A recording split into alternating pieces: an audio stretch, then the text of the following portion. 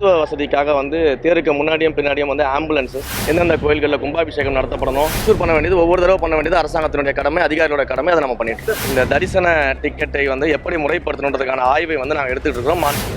இல்லை திடீர்னு ஆய்வுலாம் இல்லை. இன்றைக்கி ஒரு தேர் நடக்குது, மிகப்பெரிய அளவில் பக்தர்கள் கூடக்கூடிய இடம். அப்படிங்கிறப்போ அதற்கான ஏற்பாடுகள், பக்தர்களுக்கு தேவையான வசதிகள் இது எல்லாமே வந்து கரெக்டாக பண்ணியிருக்கிறாங்களான்றதை நேரடியாக ஆய்வு பண்ணணும்னு தோணுச்சு. அதனால் நேரடியாக வந்து ஆய்வு பண்ணோம்.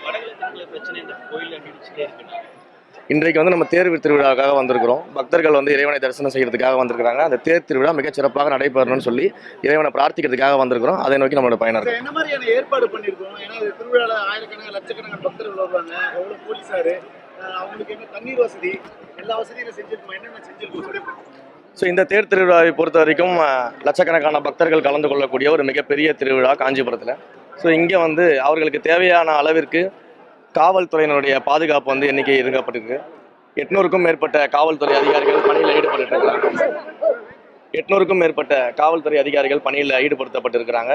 அதே போல் தேரை சுற்றி வந்து பார்த்திங்கன்னா காவல்துறை அதிகாரிகளால் ரோப் வந்து சீல் செய்யப்பட்டு தேருக்கு பக்கத்தில் வந்து யாரும் வர முடியாதபடி, அந்த வீல் பக்கத்துலலாம் யாரும் வர முடியாதபடி அந்த ஃபுல் ப்ரொடெக்ஷன்ஸ் வந்து பண்ண சொல்லியிருக்கிறோம். அதே போல் மருத்துவ வசதிக்காக வந்து தேருக்கு முன்னாடியும் பின்னாடியும் வந்து ஆம்புலன்ஸஸ், அதே போல் வந்து எமர்ஜென்சி நீடுக்காக வந்து பார்த்திங்கன்னா தீயணைப்புத்துறை வந்து வாகனங்கள் தேருக்கு முன்னாடியும் பின்னாடியும் வாகனங்கள் இது பண்ணியிருக்கோம். அதே போல் தேர் சுற்றி வரக்கூடிய பாதையில் 10க்கும் மேற்பட்ட இடங்களில் வந்து குடிநீர் வசதி செஞ்சு தரப்பட்டிருக்குது. அதே போல் தன்னார்வலர்கள் வந்து அன்னதானம் வழங்குவதற்கும், நீர்மோர் பந்தல் வந்து அமைத்து நீர்மோர் கொடுக்கறதுக்கும், பானகம் கொடுப்பதற்கும் அதற்கான பந்தல்கள் அவர்களுக்கான இடம் ஒதுக்கீடு செய்யப்பட்டு அதெல்லாம் செய்யப்பட்டிருக்குது. தேர் வரக்கூடிய பாதைகளில் வந்து எந்த விதமான தடைகளும் இல்லாத அளவிற்கு, டிராஃபிக் இல்லாத அளவிற்கு ஃப்ரீயாக தேர் மூவ் ஆகக்கூடிய அளவுகளுக்கு எல்லா ஏற்பாடுகளும் செய்யப்பட்டிருக்குது. எந்த விதமான எலக்ட்ரிக்கல் லைன்ஸும் கிராஸ் ஆகாத அளவிற்கு எல்லாமே முன்னேற்பாடுகள் செக் செய்யப்பட்டு, அந்த மாதிரி எலக்ட்ரிக்கல் லைன்ஸ் இருந்தால் அது எல்லாமே வந்து மாற்றி அமைக்கப்பட்டிருக்குது.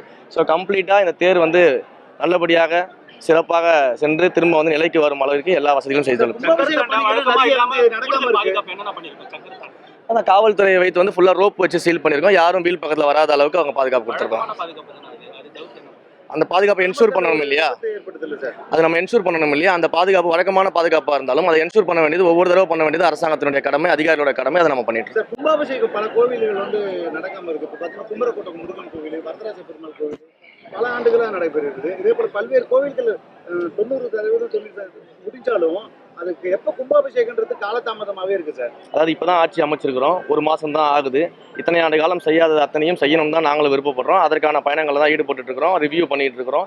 எந்தெந்த கோயில்களில் கும்பாபிஷேகம் நடத்தப்படணும், எந்தெந்த கோயில்களில் அன்னதான திட்டங்களை விரிவுபடுத்தணும், எந்தெந்த கோயில்கள் வந்து ஒரு கால பூஜையை வந்து 3 கால பூஜைகளாக மாற்றி பூஜைகளை வந்து தொடர்வதற்கான நடவடிக்கை எடுக்கணும். அதே போல் எந்தெந்த கோயில்கள் பாழடைந்த நிலையில் இருக்கிறதோ அந்த கோயில்கள் எல்லாமே கண்டறிந்து அந்த கோயில்களை மீட்டு புனரமைத்து அங்கும் கும்பாபிஷேகம் செய்வதற்கென நடவடிக்கை எடுக்கணும்னு சொல்லி பல்வேறு கோணங்களில் ஆய்வுகள் நடத்திட்டு இருக்கோம். ஒரு மாதம் தான் ஆகுது, கொஞ்சம் டைம் கொடுங்க. அது எல்லாமே கொஞ்சம் கொஞ்சமாக அறிவிக்கும். பெரிய கோயிலுக்கு மட்டும் நம்ம சிறப்பு தரிசனம் போடுறோம். ஆனா சிறிய கோயில்களுக்கு சிறப்பு தரிசனம் சார். குமரக்கோட்டம்ன்றது சிறிய கோவில் தான். அதுக்கு 20 ரூபா டோக்கன் போறது வந்து உள்ளூர் மக்கள் ரொம்ப பாதிக்கப்படுறாங்க. அதாவது இந்த தரிசன டிக்கெட்டை வந்து எப்படி முறைப்படுத்தணுன்றதுக்கான ஆய்வை வந்து நாங்கள் எடுத்துகிட்டு இருக்கிறோம். மாண்புமிகு முதலமைச்சர் அவர்கள்கிட்ட அந்த ஆய்வின் அடிப்படையில் நாங்கள் எடுக்கப்பட்ட முடிவுகளை சொல்லி அந்த முடிவின் அடிப்படையில் பல மாற்றங்களை கொண்டு வர இருக்கோம். அந்த மாற்றங்கள் கொண்டு வரும்போது பாருங்கள். நன்றி.